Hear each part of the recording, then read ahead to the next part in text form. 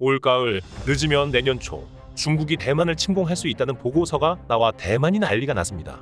우크라이나 침공에서 러시아가 고전하며 중국이 대만 침공에 대한 자신감을 잃었을 것이라고 예측되고 있었지만 중국은 또다시 대만 침공을 상정한 상륙훈련을 시작하면서 중국이 대만 침공을 포기하지 않았다는 사실을 보여주고 있습니다. 중국은 무슨 일이 있어도 대만 침공을 포기하지 않을 상황이고 이 때문에 대만군은 중국군의 전차와 항공부대를 요격하기 위한 훈련 예산을 통과시켰습니다. 또한 대만은 중국의 침공에 대비하여 우크라이나 전쟁에서 크게 활약 중인 미국산 제블린 대전차 미사일을 400발, 스팅어 휴대용 대공미사일도 250발을 추가 주문 요청했습니다. 하지만 긴박한 대만의 사정과는 달리 미국은 대만이 주문한 무기를 2026년에나 인도가 가능하다고 전달했는데요.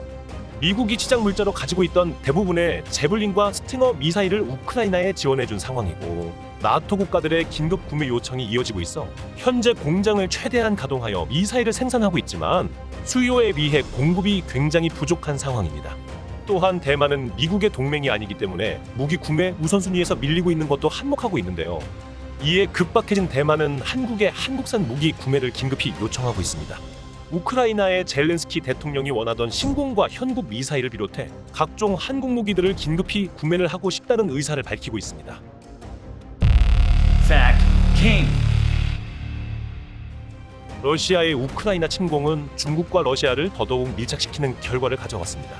세계적으로 러시아를 성토하며 경제적, 외교적인 고립을 시도하는 와중 중국은 러시아를 옹호하며 러시아와 점점 더 가까워지고 있는 모습을 보이고 있습니다.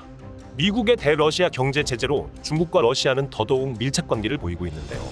우크라이나 전쟁은 중국에게 큰 충격을 주었습니다. 중국의 전문가들은 개전 초기만 해도 세계 2위의 압도적인 군사력을 가진 러시아가 우크라이나 정도는 순식간에 제압할 것이라고 예측하고 있었지만 정작 세계 22위의 군사력을 가진 약소국 우크라이나에게 엄청나게 고전을 하며 큰 피해를 입고 있는 것에 크게 당황하는 모습을 보였는데요. 러시아의 우크라이나 침공은 올 가을 대만을 침공하려던 중국의 상황과 비교될 수 있기 때문입니다. 일본의 지지통신은 우크라이나 위기를 본 중국 정부는 큰 충격을 받고 있을 것이라고 보도했습니다. 중국 정부가 가장 큰 충격을 받은 이유는 중국이 가진 모든 군사기술의 원천이 바로 러시아에서 온 것이기 때문입니다. 중국 인민해방군의 주력을 이루는 첨단 전투기, 전차, 미사일 등 모든 원천 기술은 러시아에서 나왔고 심지어 중국이 가진 대부분의 무기들은 원본인 러시아제 무기보다 한 단계 떨어지는 것으로 평가받고 있습니다. 나아가 중국이 러시아로부터 도입한 군사기술로 대만을 침공하더라도 대만을 효과적으로 공략할 수 있을지에 대한 자신감을 잃었을 가능성이 크다고 지지통신은 보도했습니다. 단기간에 중국의 인민해방군이 대만을 완전히 공략하지 못하면 보급에 큰 차질이 생기며 우크라이나처럼 결과적으로 침공이 실패로 끝날 가능성이 크다고 관측되고 있는 것입니다. 하지만 그럼에도 중국이 대만 침공을 완전히 포기하지는 않을 것으로 전망되고 있습니다. 군사적으로는 중국이 대만에 고전할 가능성은 부정할 수 없지만 그럼에도 중국이 확신을 가질 만한 몇 가지 요소가 우크라이나 전쟁을 통해 나타났기 때문입니다. 중국이 가장 우려했던 문제는 대만 침공 시 미국이 개입을 하느냐라는 부분이었습니다. 하지만 실제로 우크라이나 전쟁이 터지고 미국과 나토는 우크라이나에게 무기 지원과 보급품 등의 지원을 해주었지만 정작 군사적 개입은 해오지 않았다는 것에 있는데요. 나토 가입을 원하던 우크라이나였지만 정작 나토에 들어가지 못했고 미국을 비롯한 나토 회원국은 폴란드 국경에 선을 긋고 자신들의 몸을 사리기 바쁜 상황이죠. 이 때문에 중국은 대만을 침공했을 때 미국이 개입하지 않을 것이라는 확신을 가질 수 있으며 미국과 동맹이 아닌 대만의 입장에서는 자신들이 우크라이나와 같은 상황에 빠질 것이라는 불안감이 감돌고 있습니다. 중공 수뇌부들의 판단으로는 세계 군사력 2위인 러시아가 22위인 우크라이나와 싸우며 크게 고전하고 있지만 러시아가 본격적으로 총력전으로 나서면 우크라이나를 제압할 수 있을 것으로 보고 있는데요. 돈바스 지역을 포함한 우크라이나 동부 지역은 친러시아 성향의 러시아계 주민들이 많이 거주하고 있으며 이 때문에 해당 지역에서는 러시아군이 피해를 감수하고서라도 어쩔 수 없이 시가전에 돌입했지만 다른 지역에서는 그럴 필요가 없을 것이기 때문에 초토화 전술로 갈 확률이 높다고 분석하고 있습니다. 중국은 설사 대만이 우크라이나처럼 잘 버티더라도 총력전으로 나가면 결국은 대만은 무너질 것이라고 보고 있습니다. 미국과 그 동맹국인 한국과 일본이 개입하지 않는다면 중국은 중국군이 큰 피해를 입더라도 할 만하다는 평가를 내리고 있습니다. 중국의 입장에서는 현재 상하이 봉쇄를 비롯하여 헝다 사태 등 중국 내부 경제 위기로 인한 불만을 대만 침공을 통해 공산당에 대한 지지율과 애국심으로 바꿀 필요성이 있습니다. 최근 중국은 푸틴을 영웅으로 만든 다큐를 만들어 중국의 관료들과 대학생들에게 사상 교육을 하고 있는데요. 뉴욕타임즈에 따르면 중국이 만든 이 110분짜리 다큐에는 스탈린을 영웅으로 표현하고 푸틴은 그 위상을 복원하고 러시아의 애국심과 긍지를 살린 인물로 극찬하며 우크라이나 전쟁을 직접 언급하지는 않지만 러시아의 행동이 정당하다고 주장하고 있습니다. 뉴욕타임즈는 중국이 이런 사상교육을 하는 것은 중국이 중러 동맹을 더욱더 강화하기 위한 조치라고 전했습니다. 장기적으로 이것은 대만을 침공했을 때 러시아의 지지와 지원을 얻기 위한 정책의 일환으로 보고 있으며 중국과 러시아는 지금까지 중 최고조로 서로를 지원해주고 있습니다.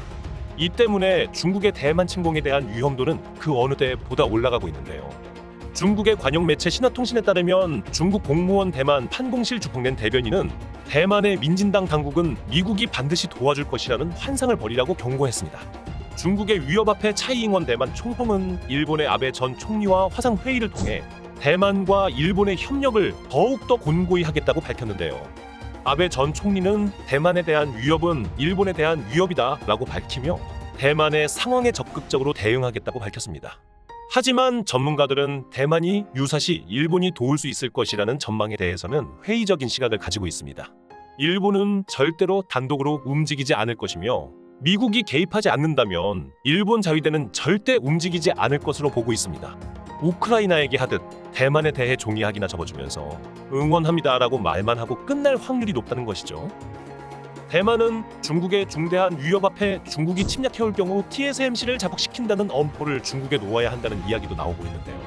제러드 맥키니 미 항공대학 전략안보과장과 해리스 콜로라도 주립대 교수는 공동 논문을 통해 중국이 대만을 노리고 있는 이유 중 하나인 TSMC를 폭파한다는 엄포를 놓아서 중국의 전쟁 명분을 없애야 한다고 이야기하고 있습니다.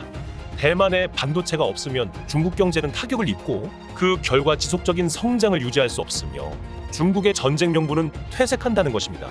또한 대만 당국은 TSMC 공장을 파괴할 자동 메커니즘을 갖춰 중국의 침공이 확인되면 먼저 공장을 폭파시켜야 한다고 주장했는데요.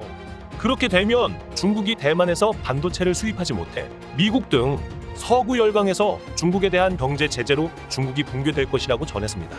만약 이 시나리오가 현실화된다면 한국의 삼성전자가 최고의 수혜자가 될 것으로 예측되고 있습니다.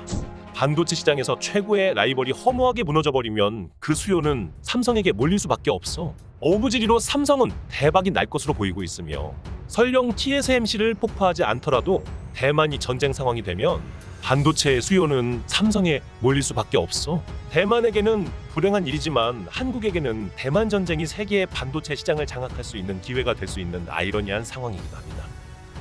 대만군의 상황은 좋게 말해도 좋다고 할 수가 없습니다. 세계 군사 랭킹에서 대만은 우크라이나보다 한 단계 높은 21위를 차지하고 있는데요.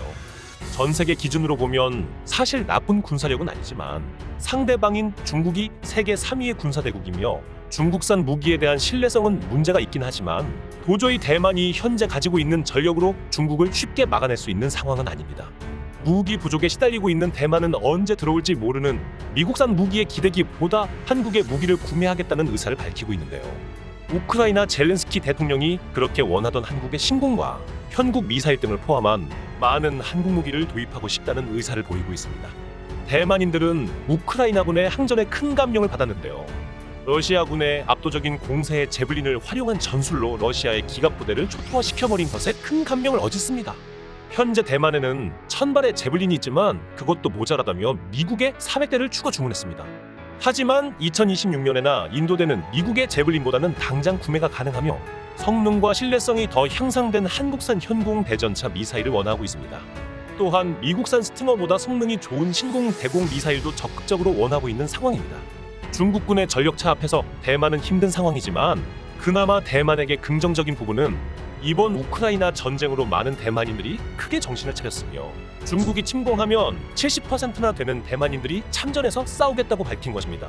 작년까지만 해도 40%밖에 되지 않았던 참전 의사가 70%까지 올랐으며 현재 4개월로 줄어든 군복무를 1년 연장하는 것에 대해서도 70%의 국민이 찬성하며 군복무에 대한 시각이 작년과는 많이 달라졌습니다. 한때 물러터진 정신력 때문에 딸기군이라고 조롱받던 대만인들이지만 이번 사태로 정신을 차리고 자신들의 나라는 다른 나라 사람들이 아닌 자신들이 지켜야 한다는 사실을 깨닫게 되었다는 점에 대해서는 칭찬을 하고 싶어집니다. 시청해 주셔서 감사합니다. 여러분들의 구독과 좋아요는 매우 큰 힘이 됩니다.